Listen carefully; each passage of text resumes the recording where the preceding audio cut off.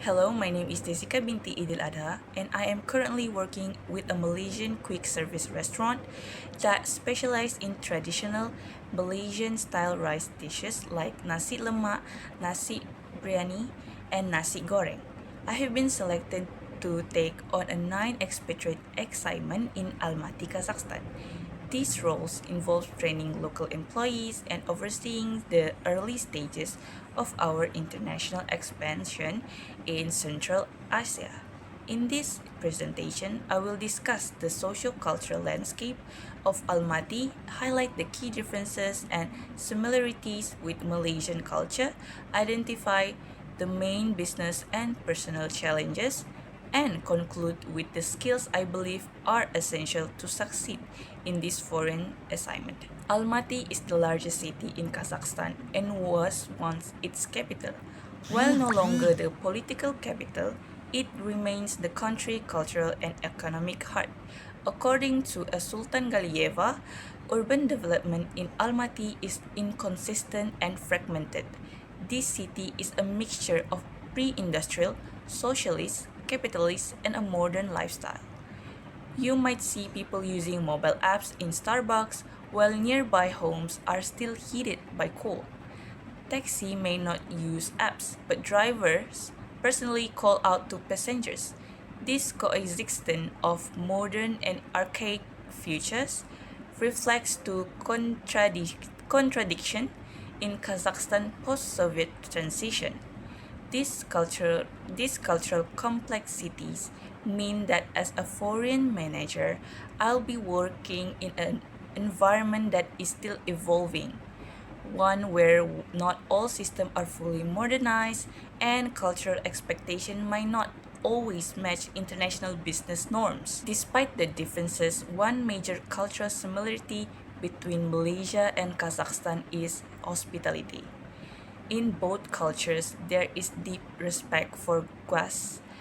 In Kazakh's household, it is common to offer tea and sweets to visitors as a sign of goodwill and friendship. Likewise, in Malaysia, food plays a central role in hospitality. We invite people into our homes and share meals as a way of connecting. This shared value will make it easier to build rapport and both customers and employees. Understanding the importance of hospitality will help me communicate the values of our QSR brand effectively in the Kazakh's content. Striking difference, however, lies in urban social structure.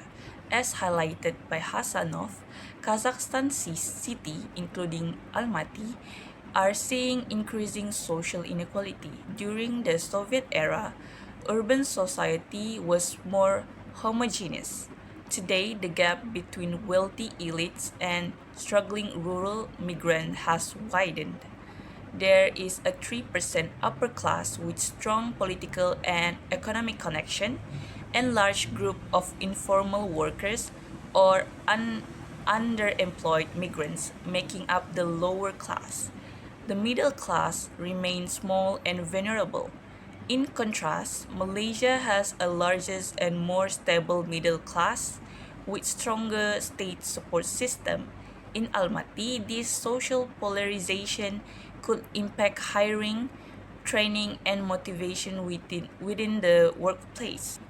One of the biggest challenges for Malaysian QSR in Almaty is adapting our food to local tastes and ingredients.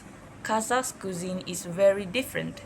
It is heavily focused on meat, especially beef, lamb, and even horse meat, with dishes like besbarmak being central. In contrast, our brand focuses on rice, sambal, and spices, flavors that may be unfamiliar to locals. Moreover, Kazakhstan has experienced supply chain issue as seen when McDonald's exited the market in 2023 due to sourcing problems. To avoid similar issues, we will need to localize our menus, find reliable local suppliers, and maybe even create fusion dishes that blends familiar Kazakh ingredients with Malaysian flavor. As a Malaysian expatriate, one of my personal challenges will be the language barrier. In Kazakhstan, the official language are Kazakh and Russian. While English is used in some business circles, it is not widely spoken in everyday life. This could make staff training, team communication, and customer service more difficult. To overcome this, I plan to learn basic Russian and Kazakh, practice and use visual training method like demonstration and videos to bridge the gap. Another challenge is adjusting to Kazakhstan hybrid identity. The country is still undergoing cultural transformation, mixing modern capitalism with Soviet-era system and nomadic tradition. As Sultan Galiyeva mentioned, Almaty is not transitioning in a straight line. It's more like a patchwork of past and future. As an outsider, I will need to be careful not to assume that Western business practices or Malaysian norms will automatically apply. I must be observant, respectful, and adaptable to the local way of doing things, even if it feels unfamiliar. To succeed in Almaty, I believe several personal and professional skills are essential. First, cultural intelligence, the ability to understand and adapt to different cultural norms without judgment.